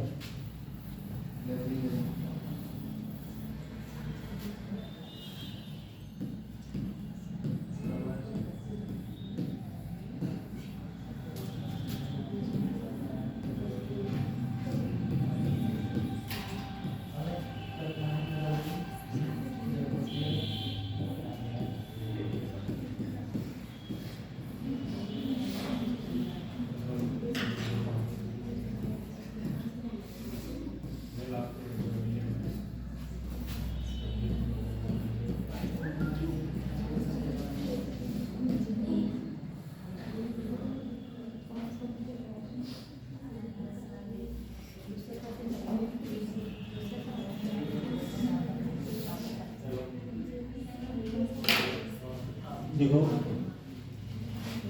जो समाज है उसमें सभी व्यक्ति जो हैं पैसे वाले नहीं होते, सभी व्यक्ति पावरफुल नहीं होते, और जो समाज है उसका जो वर्ग है विभिन्न जातियों में, जनजातियों में बटा हुआ है, जिससे अनुसूचित जातियां हैं। अनुसूचित जातियां जैसे गारो, खासी, टोंडा, भील, ये सब जातियों के नाम पढ़ के आपको पता रहना चाहिए ये जाति सबसे ज़्यादा किस क्षेत्र में पाई जाती है। ये बेटा ये कम से कम 2-3 नंबर का सवाल समझना, कम से कम ये सब पता होना चाहिए आपको। जैसे अपने यहाँ इस क्षेत्र में राणा जो जाति है वो बहुत कम मात्रा में, और उत्तराखंड में बराबर नहीं आप चले जाओगे, ये नानकमती के बराबर इधर को जो ग्रामीण क्षेत्र बसोगा है वो सब क्या एसटी के लोग हैं। उसके बाद जैसे भील जनजाति है, बंजारे हैं, भील बंजारे अपने यहाँ ओबीसी में आते हैं, और राजस्थान में किस में आते हैं, एससी में। तो ऐसे भी आपको ये सब बेसिक बातें सब पता होना चाहिए। उसके बाद जो समाज के कमजोर वर्ग जनजातियां हैं, अनुच्छेद 14 में समानता का अधिकार, अनुच्छेद 15 में 4, इसमें जो है अनुसूचित जातियों की उन्नति के लिए विशेष प्रावधान। जो अनुसूचित जनजातियां हैं उनमें विशेष रूप से सरकार ने प्रावधान रखा है। जैसे वो पिछड़े, अति पिछड़े होते हैं तो उनके लिए रहने के लिए सुविधा नहीं है, तो उनके रहने के लिए सरकार ने उसी योजना को कुछ योजना लागू की है जिसमें उन लोगों को लाभ मिल रहा है। उसके बाद है अनुच्छेद 16 4A, अनुच्छेद 16 4A, इसमें SC ST के पक्ष में राज्य के अधीन सेवाओं में किसी भी वर्ग या पदों के वर्गों में पद उन्नति मामलों में आरक्षण के विषय में उल्लेख किया गया है। जैसे कुछ विभाग जो सरकारी विभाग हैं उसमें क्या है कि जो व्यक्ति आरक्षण के अकॉर्डिंग या समय ज़्यादा हो जाता है और समय होने के बाद उनका प्रमोशन हो जाता है, और कुछ आरक्षण के अकॉर्डिंग जैसे जनरल का आरक्षण है, प्रमोशन एज ज़्यादा हो जाए, ज़्यादा समय हो जाए तो उनका प्रमोशन हो जाएगा। ओबीसी है उनका आरक्षण है, एससी है उनका आरक्षण है। जैसे समय किसी व्यक्ति को एक ही जगह नौकरी करते हुए 8 साल 10 सालें हो गई और वो व्यक्ति टैलेंटेड व्यक्ति है तो उसका क्या होगा, प्रमोशन हो जाएगा। जैसे चरण सिंह, हंसी क्यों आ रही है?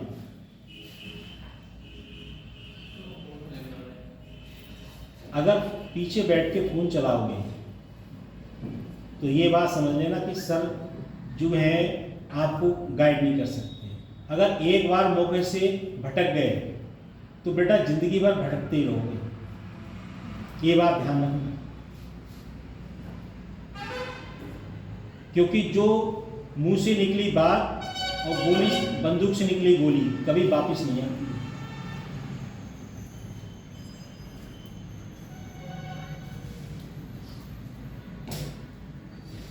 क्योंकि आपके पास इस समय है पढ़ने का, और ये जो फोन है इसको इतना इस्तेमाल करो जितनी आपकी आवश्यकता है, और इसको ज़्यादा इस्तेमाल करोगे अपनी बेसिक नीड के लिए, आवश्यकता के अनुसार कर रहे हो तो कोई बुरी बात नहीं। और जब क्लास चल रहा है तो धैर्य पूर्वक अपना विवेक का इस्तेमाल करो, और नहीं तो हमारे पास से कुछ नहीं जा रहा है। लॉस होगा आपका, होगा, हमारा कोई लॉस नहीं होगा। हमारा बस इतना ही होगा कि कभी मिल जाओगे तो ये होगा कि सर ने हमें कहीं पढ़ाया था। ठीक है, तो इसलिए बेटा ध्यान रखो, निकर मोबाइल से काम नहीं चलेगा, ना हंसने से काम चलेगा। और जो क्लासमेट है, इस क्लास से जब तुम बाहर चले जाओगे काफ़ी समय हो जाए तो तुम्हें इनमें से कोई बच्चा नहीं मिलेगा। गलत कह रहा हूँ? मैं उस यूनिवर्सिटी का पढ़ा हुआ हूँ जहाँ लोग देश विदेशों से एडमिशन लेने के लिए तरसते हैं, और आज कोई बच्चा मुझे नहीं मिलता है।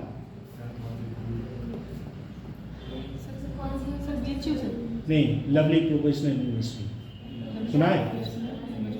हाँ, तो वहाँ जो लोग आते हैं वो विदेशों से लोग पढ़ने आते हैं, और जब क्लासमेट में सब बैठे होते हैं फिर उसके बाद जब क्लास से आउट हो गए आप, फिर कोई किसी को नहीं मिलता है। तो प्रॉपर अपना दिमाग कंडीशन यहाँ रखें, ठीक है? उससे काम नहीं चलता है। मैं एक बेसिक बात कह रहा हूँ, जब आपको घर वालों ने पढ़ने के लिए भेजा है तो आप पढ़ने पे ध्यान दो। घर वाले पढ़ने नहीं आएंगे।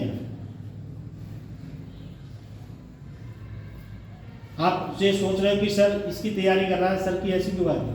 आप किसी भी परीक्षा को उठा के देख लो, आप जब मेहनत करो तभी आपको रिजल्ट मिलेगा। और ये ध्यान रखो,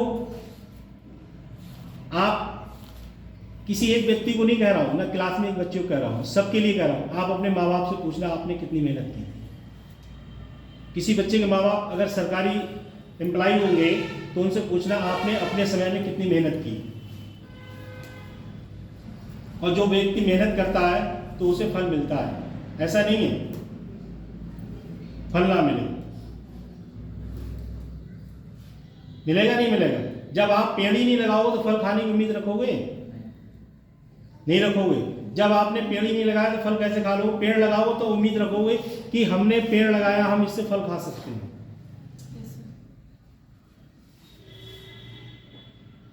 जब यहाँ मीटिंग हुई थी तो यहाँ जितने भी टीचर थे वो अपने आप में एक बहुत टैलेंटेड व्यक्ति थे, और टैलेंट पाने के लिए बहुत कुछ गंवाना पड़ता है, बहुत संघर्ष करना पड़ता है, बहुत मेहनत करना पड़ता है। अगर आप अभी से लक्ष्य बना लो कि मुझे 24 घंटे में 15 से 16 घंटे पढ़ना है तो पीसीएस तो छोड़ो, कोई सी परीक्षा क्रैश कर सकते हैं। पीसीएस तो छोड़ो, डीएम तो छोड़ो, किसी परीक्षा पे हाथ रख दोगे पास हो जाओगे, और निकल अगर हंसते ही रहोगे।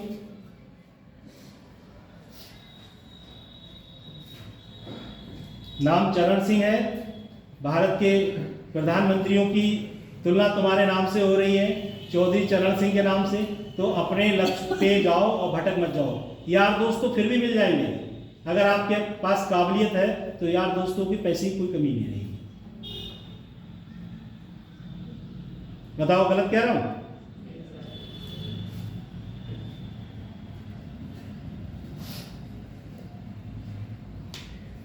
इसलिए अपना जो प्रॉपर ध्यान क्लास के अंदर रखिए।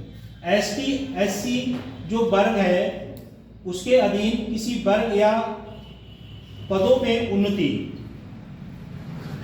में उन्नति पाने के लिए आरक्षण विषय के रूप में लागू होता है। जैसे सपोज करो कि मैं आपको एक उदाहरण दे रहा हूं, जैसे आप किसी इंटर कॉलेज में पढ़े होंगे पहले, तो वहां पर एक प्रिंसिपल चयनित होंगे और उस प्रिंसिपल से आने से पहले कोई सीनियर टीचर होगा जिसके लिए वाइस प्रिंसिपल बना दिया जाता है। जैसे डिग्री कॉलेज में एक प्रिंसिपल होता है और प्रिंसिपल के बाद चीफ प्रॉक्टर होता है। अगर प्रिंसिपल किसी कारणवश चला जाता है कहीं या उसका रिटायरमेंट हो जाता है तो उसका चार्ज किससे मिलता है? चीफ प्रॉक्टर के लिए। जैसे आप लोगों पर एक उदाहरण मैं दे रहा हूं, जैसे सपोज करो आप जिस परिवार में रहते हो उस परिवार में आपके मुखिया कौन है? आपके पापा। और पापा कहीं चले जाएं तो उनकी गैर हाजिरी में आपकी मम्मी आपकी मुखिया है, और मम्मी भी कहीं अपने मैके चले जाएं तो आपका जो बड़ा भाई है या जो बहन है वो आपका कौन है? गारंटर है कि आप कहीं भी जा रहे हो तो उसे बता के जाओगे, और बिना बताए चले गए तो ये जिम्मेदारी आपकी है कि आप नियम फॉलो करते हो या नहीं करते हो। उसके बाद अनुच्छेद 46 में है राज्य से अपेक्षा की जाती है कि विशेष रूप से अनुसूचित जाति अनुसूचित जनजाति से संबंधित कमजोर वर्गों के शैक्षिक आर्थिक हितों को विशेष देखभाल बढ़ावा देना। जैसे सन 1997 में बहन जी की सरकार आई थी और उसके बाद उनकी एक सरकार फिर बनी थी और पूरा 5 साल का सेशन चलाया उन्होंने 7 से 12 तक, और 7 से 12 तक उनका जब सेशन चला तो उन्होंने जो पिछड़ी जाति के लोग हैं, कमजोर वर्ग के लोग हैं, उनके लिए विशेष दर्जा दिया गया और उनकी शिक्षा का विशेष ध्यान दिया गया। सपोज करो फॉर एग्जाम्पल मैं बता रहा हूँ तुम्हारे लिए और बहुत जल्दी समझ में आ जाएगा। जैसे जनरल ओबीसी का व्यक्ति है तो अगर वो बीएड कर रहा है तो उसके लिए पूरी फीस देना पड़ेगी, और एससी एसटी का है फार्म डाल दे और उसकी रैंक कुछ भी आए और वो एडमिशन ले सकता है, पर उसके लिए 5,000 का काउंसलिंग के समय ड्राफ्ट 5,000 का उसे देना पड़ेगा। उसके बाद उसी बच्चे की स्कॉलरशिप इतनी आ जाती थी कि वो बच्चा उसी पैसे से पढ़ जाता था। और जब हम लोग कर रहे थे तो हम लोग 1.5-2 लाख रुपए खर्च करके बीएड आए थे, क्योंकि उस समय ऐसा सिस्टम था जनरल ओबीसी वालों के लिए विशेष रूप से कुछ नहीं था। और उसके बाद जो एसटी एससी के लोग हैं उनके लिए सरकार के द्वारा सुविधा दी गई है। किसी बच्चे को जानकारी इस बात की? सर वो स्कॉलरशिप हाँ। वापस आ जाती थी ना सर, वो तो अभी भी आ जाती है। नहीं, एससी वालों के लिए उसी समय से ये नियम लागू कर दिया था। उसके बाद अनुच्छेद 330 और 332 में लोकसभा राज्यसभा की विधानसभाओं में अनुसूचित जाति एससी और अनुसूचित जनजाति एसटी के लिए सीटों के आरक्षण का प्रावधान किया गया। इसके अंतर्गत स्थानीय निकायों में चुनाव संबंधी आरक्षण भी शामिल किया गया। जो चुनाव संबंधी है उसमें भी आरक्षण लागू किया गया। जैसे पीलीभीत जिला में एक विधानसभा पड़ती है पूरनपुर क्या है? वो एससी में सम्मिलित है, और उसके बराबर में जिला है शाहजहाँपुर। वहां से जो लोकसभा जनप्रतिनिधि चयनित है कौन है? अरुण सागर। वो भी क्या है? वो भी आरक्षण सीट है। आरक्षण का मतलब होता है कि आरक्षित सीट जो है वो एससी के अधीन है। और जो जनरल है उसमें जो है सभी व्यक्ति चुनाव लड़ सकते हैं। जनरल सीट में SC का भी ST का भी व्यक्ति चुनाव लड़ सकता है, और अगर जो उसकी रिजर्व आरक्षण वाली सीट है तो उस पर वही व्यक्ति चुनाव लड़ सकता है। अनुच्छेद 341 में राष्ट्रपति राज्यपाल के परामर्श से अनुसूचित जाति समझी जाने वाली जातियों या नस्लों के भीतर जातीय नस्ल और समूहों को निर्दिष्ट करने के लिए स्वीकृति प्रदान की जाती है। जैसे अपने यहाँ उत्तर प्रदेश में कुछ जातियों का मानना है कि हम SC में हमें सम्मिलित किया जाए, पर इसके लिए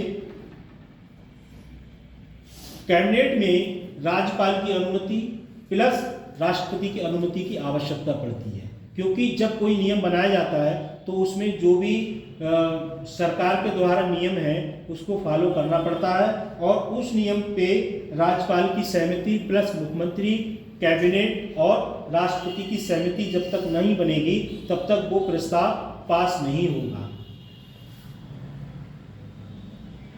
अनुसूचित जातियों की जो जातियां हैं उनके भीतर भी नस्लें हैं।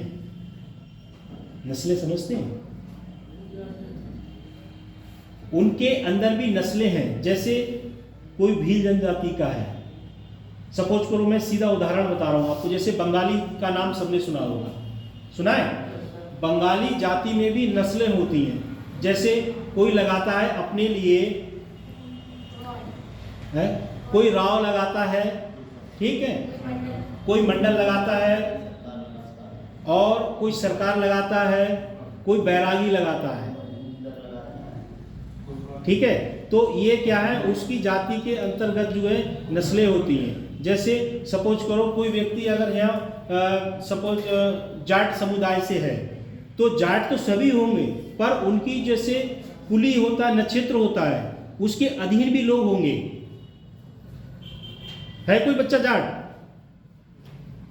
जाटो बताओ। जाटों के अंदर भी कुछ कैटेगरी होंगी कि ये जाट इनमें शादी नहीं कर सकते, ये जाट इस समुदाय को नहीं अपना सकते, ऐसा है। ऐसे ही हमारे जो देश में जितनी जातियां हैं उनमें ये एक विशेष प्रथाएं हैं।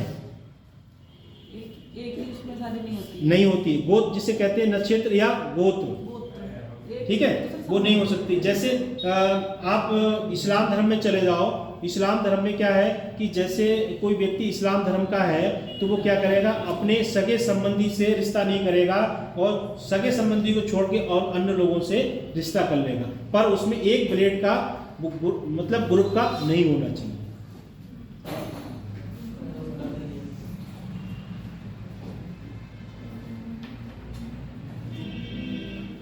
जैसे आपने देखा होगा हमारे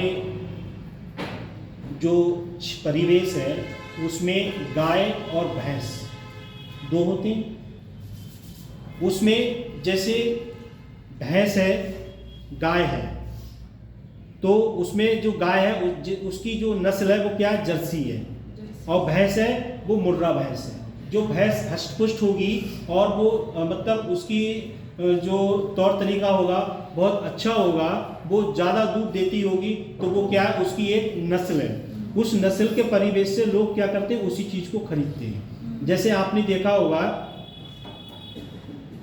जो गाय है उसका कलर कैसा होगा, गेहूं जैसा कलर। गेहूं समझते हैं? गेहूं का कलर जो होता है, जैसे गेहूं का कलर होता है और गेहूं पर जो बाली होती है, जिसकी मूछें होती हैं, उसका जो कलर होता है, उस टाइप की जो गाय होती है वो किस नस्ल की होती है, जर्सी। और वो जो है उसकी जो दूध देने की, उत्पादन करने की क्षमता है वो ज़्यादा अच्छी होती है।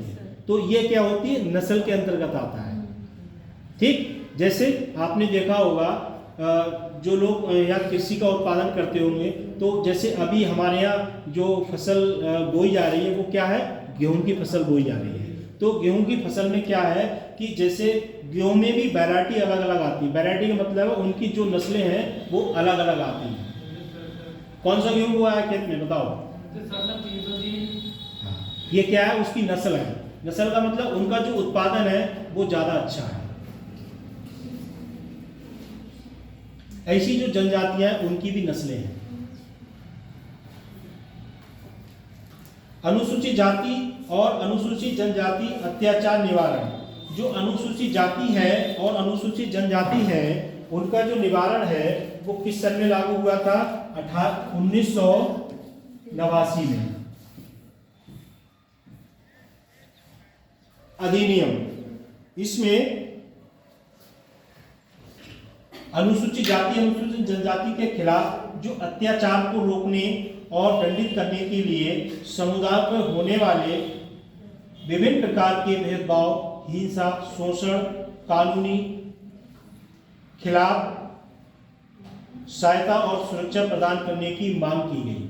जैसे जो अनुसूचित जनजाति के लोग हैं, छोटी कास्ट के लोग हैं, वो क्या कर रहे हैं? उनके ऊपर अत्याचार ज़्यादा होता है। जैसे कोई व्यक्ति जमींदार है और छोटे निचले स्तर का व्यक्ति, उन्हें बुलाया, बोले ऐसा ये काम तुम करोगे, ठीक है, और जाना मत, पूरे दिन यहीं रहना है। अब उस बेचारे के लिए भूख लग रही, कुछ लग रही है, खाने पीने के लिए भी जाने के लिए नहीं दे रहे हैं, और उस पर क्या है? अत्याचार हो रहा है। जो उसकी लिमिट है उस लिमिट से भी ज़्यादा कार्य लिया जा रहा है। जैसे इस समय क्या है? गेहूं की बुवाई चल रही है और उसके साथ साथ जो है जो गन्ना है उसकी भी वो चल रही है, कटाई हो रही है, और वो चीनी मिलों में डाला जा रहा है जिससे कि चीनी का उत्पादन कर लिया जाए। उसमें ही जो गरीबी रेखा के नीचे लोग कार्य होंगे, उस कार्य के लिए वही व्यक्ति कर रहे होंगे जो बेचारे गरीबी रेखा में निर्धन हैं। और निर्धन होने के साथ साथ जो है वो क्या कर रहे हैं? वो अपनी जीवन को दिनचर्या को जीने के लिए वो बेचारे मजदूरी कर रहे हैं। और मजदूर जिस व्यक्ति के अंडर में वो मजदूरी कर रहे हैं वो व्यक्ति उन्हें लगातार 12 जो टाइमिंग होता है सुबह 8 से लेकर 5-6 बजे तक कार्य करते रहते हैं, और उससे कहते हैं कि भाई जब तुम्हें ये कार्य पूरा करके तभी जाना है। वो कहेगा सर हमें थोड़ा रेस्ट, या बोले रेस्ट किस बात को, तुम तो पैसे ले रहे हो 500 रुपये 600 रुपये जो भी दिहाड़ी ले रहे हो मजदूरी, तो खाना भी यहीं खाओ और काम लगातार करो। तो क्या है? उनके लिए एक बॉन्ड के रूप में कार्य किया जाता है। जैसे दूसरा ऑप्शन है जो बड़े बड़े सरदार होते हैं जिनके बड़े बड़े फार्म होते हैं, वो क्या करते हैं? उन लोगों को क्या करते हैं? बंधुआ मजदूरी के रूप में अपने पास रख लेते हैं, ठीक है, और वो रख लेते हैं। फिर क्या करते हैं? उन लोगों को जाने नहीं देते हैं, और वो जब जाते हैं वो कहते हैं हमारे घर से हमें घर भी जाना 6 महीने हो गए, 1 साल हो गई, तो वो क्या करते हैं कि तुझसे मुंडे पैसे ले जा और घर भेज दे, जाना नहीं है तुझे, और तुझे यहीं रहना है, खाना पीना कपड़े लेते तुझे दिलवा लेंगे, चिंता किस बात की कर रहा है। तो वो क्या करते हैं? और वो नहीं मानते हैं तो उन्हें दंडित करते हैं, उन्हें मारा तोड़ा जाता है और उनके साथ गलत व्यवहार किया जाता है, अत्याचार किया जाता है। उसके बाद वो किसी ना किसी रूप में अपनी जान को बचा के वहाँ से भागते हैं, और भागने के बाद सोचते हैं कि अगर हम बिहार के रहने वाले हैं और पंजाब में ही कार्य कर रहे हैं तो अब किसको यहाँ पुलिस को सूचना दें, किसको क्या दें, क्योंकि पुलिस के चक्कर में जो व्यक्ति एक बार पड़ जाता है तो वो फिर जो है अपने जीवन अच्छे से नहीं जी पाता है। तो वो सोचते हैं कि अब यहाँ से जान बचा के जल्दी से ट्रेन पकड़ ली जाए, अमृतसर, दरभंगा और बिहार भाग लिया जाए। और बेचारे जब पैसे नहीं होते तो ट्रेनों में नीचे सीट के नीचे लेट जाते हैं, क्योंकि टीटी आ गया, टीटी किसी को छोड़ेगा नहीं, और कोई सही टीटी मिल जाता है छोड़ो, जाने दो, किसी को नहीं रुकना है। क्योंकि कभी कभी ऐसा होता है पैसे कमाने के साथ साथ जो है दुआ भी बहुत मायने रखती है, नहीं रखती है। भाई सपोज करो कोई व्यक्ति पंजाब से चला, उसके पास 200 रुपये है और टिकट लेने के लिए पैसे नहीं, वो ट्रेन में ज़बरदस्ती चढ़ गया, और चढ़ने के बाद उसने खाना पीना खाया और सीट के नीचे डर के मारे टीटी के सो गया। अब टीटी ने उसे पकड़ा, और पकड़ने के बाद जो पैसे उसको बचे वो भी छीन लिए। अब वो पंजाब से बिहार जाएगा तो भूखा रहेगा, और जिस व्यक्ति ने पैसे छीने तो उसे भी क्या करता रहेगा? कोसता रहेगा। और कोसना ही जो है किसी बद्दुआ लेना सबसे बड़ी बात है। आप किसी का भला ना कर सको पर उसका बुरा भी ना। टिकट नहीं है कोई बात नहीं है, ट्रेन क्या टीटी की नहीं है, वो ट्रेन तो सरकार की है, जनरल में नहीं जाते, ठीक है, तो ऐसा भी कि सब में जाते हैं। सर जनरल में कहा जाता है, सर जनरल में इतनी भीड़ होती है खुद लोग नहीं खड़े पाते वहाँ पर। ट्रेन चलो अगर आपकी बात को बड़ा रखा जा रहा है कि अगर ट्रेन में टीटी नहीं, जनरल में नहीं जा रहा है, जब आप प्लेटफार्म पे उतरोगे तो स्टेशन को चारों तरफ से लॉक कर दिया गया है। अब जो नया आया है सिस्टम, वो चारों तरफ से स्टेशन को इस तरह से बना दिया है कि व्यक्ति को जाना इतनी सी है, पर जो चालाक लोग होते हैं वो कहीं ना कहीं से रास्ता Yes, sir. निकाल देते हैं। ये भी बैक साइड भी करना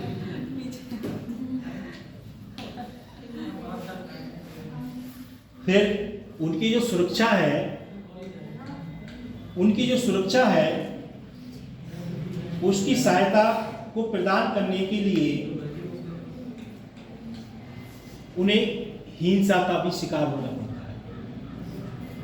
उसका कारण क्या है कि जैसे उसका परिवार कहीं दूर रहता है तो वो लोग क्या करेंगे, उसको पैसे का लालच देके, लोभ लालच देके, दबाव बना के अपने परिवार के लोगों को वहीं बुला लेंगे और बुलाने के बाद जो है उनसे सब लोगों से अपना कार्य कराएंगे और उसके बाद उन पे विभिन्न प्रकार के हिंसा, भेदभाव और उनके खिलाफ जैसे कोई व्यक्ति नहीं मानता है तो बड़े व्यक्ति जो होते हैं पैसे वाले वो किसी व्यक्ति से लड़ते नहीं। क्यों नहीं लड़ते? क्योंकि उनके पास पैसा है तो वो लड़ेंगे तो फिर उनका सामाजिक परिदृश्य खराब हो जाएगा। इसलिए वो क्या करते हैं, कानून की सहायता से सुरक्षा प्रदान की मांग करते हैं। जो उनको कह देंगे भाई ये व्यक्ति हमारे यहाँ से चोरी करके जा रहा है तो पुलिस तो पकड़ ही लेगी उसे। अब वो व्यक्ति जब पुलिस पकड़ लेगी तो उसका जो अपराध है, भले ही कुछ अपराध नहीं है, भाई कोई इतना तगड़ा अपराध तो नहीं है कि उसके लिए तुमने पकड़वा दिया, पर वो कहेगा ऐसा जो पैसे मैंने तुम्हारे यहाँ काम किए हैं वो छोड़ रहा हूँ तो मुझे छुड़वा दो। क्योंकि जो व्यक्ति अंदर चला गया उसकी कोई लिमिट नहीं है कब उसको लिए जो कानूनी प्रोसीजर है उससे कब उसे छूटने का मौका मिले।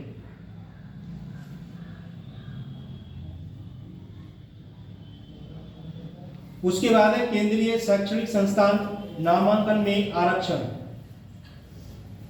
2006 में पारित जो अधिनियम हुआ केंद्रीय शैक्षिक संस्थानों में नामांकन, अनुसूचित जाति छात्रों के लिए आरक्षण को अनिवार्य रूप में, जिससे उच्च शिक्षा तक पहुंचने के लिए अवसर प्रदान किए गए, सुनिश्चित किए गए, सामाजिक समावेश और सशक्तिकरण को बढ़ावा दिया गया।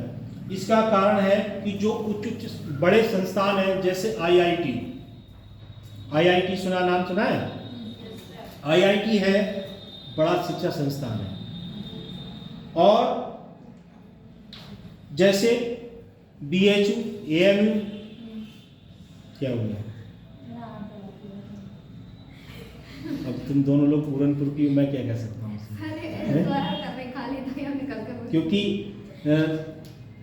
लग नहीं रहा है ये आप कहाँ दबा पाएंगे। बताओ क्यों? कभी कभी ऐसा लगता है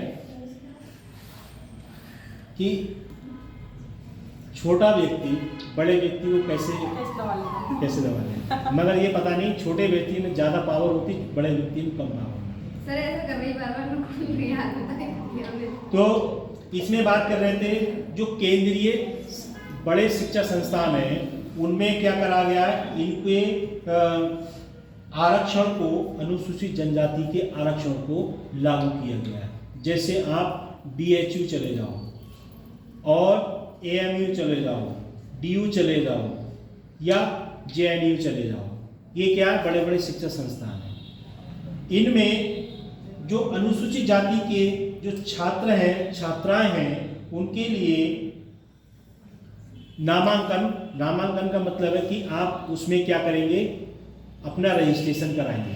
तो आपको अपने नाम के आगे या जो फॉर्म दिया जाएगा उसमें फिल जब करेंगे तो आप जिस कैटेगरी को बिलोंग करते हैं, चाहे जनरल सही, ओबीसी सही, एससी एसटी सही, आप उसको क्या करेंगे, फिल करेंगे। और फिल करने के बाद वो आपका जो है आरक्षण के अकॉर्डिंग आपको उस चीज़ का फायदा मिलेगा। और मिलने के बाद उच्च शिक्षा संस्थान तक पहुंचने के अवसर आपको तब मिलेंगे जब आपके पास आरक्षण है। आरक्षण है ईडब्ल्यूएस हो या पीडब्ल्यूडी हो, जब किसी उसके अंतर्गत आते हो तब आपको उस चीज़ का फायदा मिलेगा। ये सरकार ने 2006 में लागू किया गया था, क्योंकि जो बड़े बड़े शिक्षा संस्थान हैं उनमें पहुंचने के लिए बहुत मेहनत करना पड़ता है।